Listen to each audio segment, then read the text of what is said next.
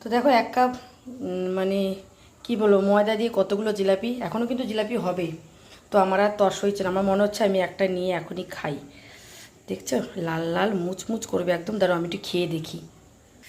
এত কষ্ট করে বানিয়েছি, না খেলে হয় বলো? আর আমার তো দেখে জিভে জল চলে আসছে।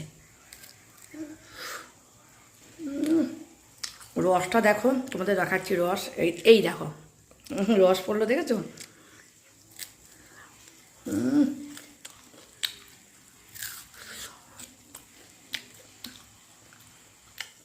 ভীষণ গরম, ভীষণ টেস্টি হয়েছে।